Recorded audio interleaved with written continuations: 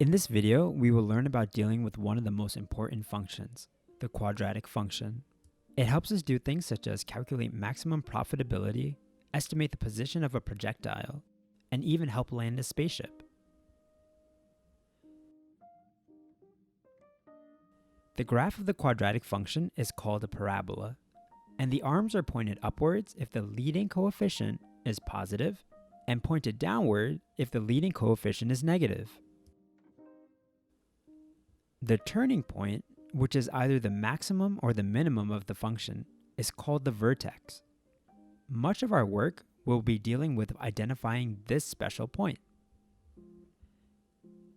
One thing you should also notice is that the function is symmetric, and it's symmetric about the line through the vertex.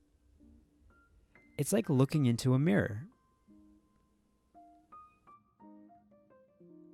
We have looked at how to transform the quadratic function in previous videos. However, what you may not have seen are the various ways to express the function. First, we have the general form, which labels the coefficients as a, b, and c. Second, we have the standard form, which seems a little bit more confusing, but it's very useful when trying to identify the vertex.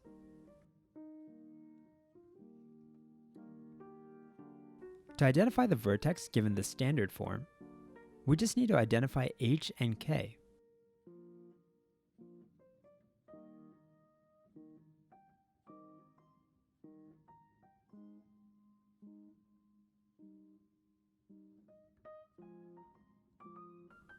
In this example, you may think that h is equal to 5. However, let's compare our given equation with that of the standard form. Notice how inside the parentheses, we have a minus sign in the formula, but we have a plus sign in our given equation. We must always make sure to have a minus sign here before trying to identify h.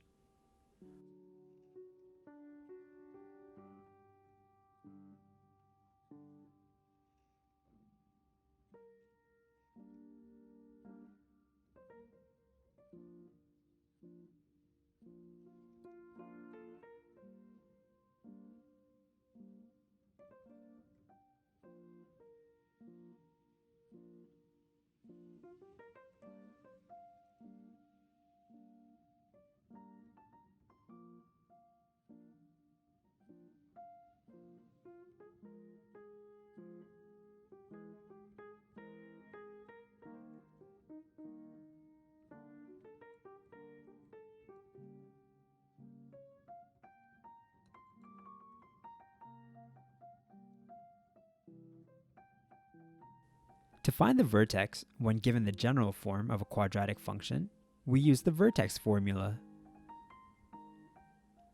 The x-coordinate of the vertex is given by minus b over 2a, and the y-coordinate is given by f of minus b over 2a.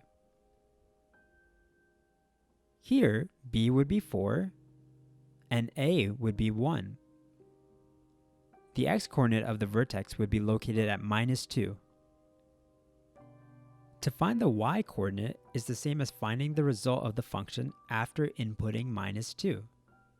So the y-coordinate would be 0.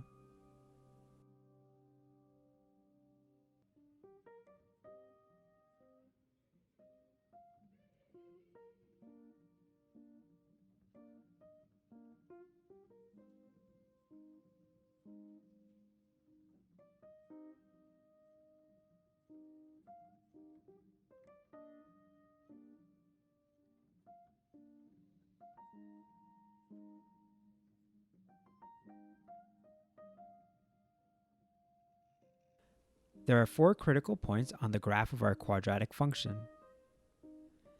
First is the vertex, then is the y-intercept, and then the 2 x-intercepts. To find the y-intercept, we just had to plug in 0 into our function.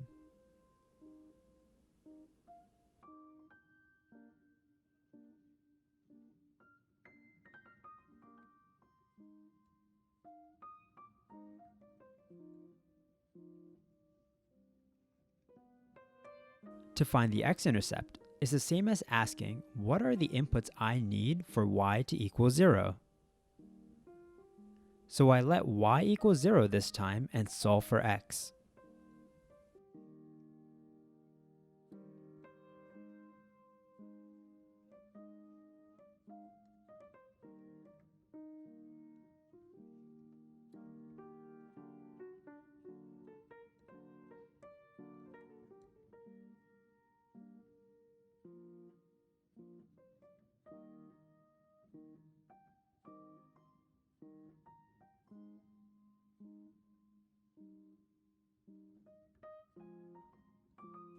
For simple equations in general form, I can factor and create two cases to solve for x.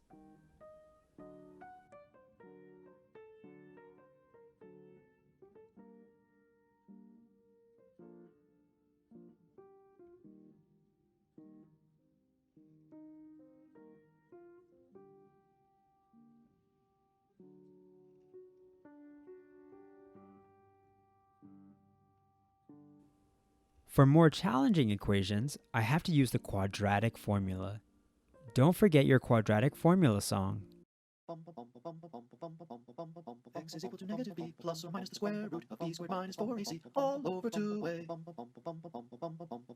X is equal to negative b plus or minus the square root of b squared minus 4ac all over 2a. X is equal to negative b plus or minus the square root of b squared minus 4ac all over 2a. X is equal to negative b plus or minus the square root of b squared minus 4ac all over 2a. First identify your coefficients, then plug in chug. You should get two answers, one positive case and one negative case. If you try the quadratic formula and you get a negative under the radical, it means that your function does not have any x-intercepts.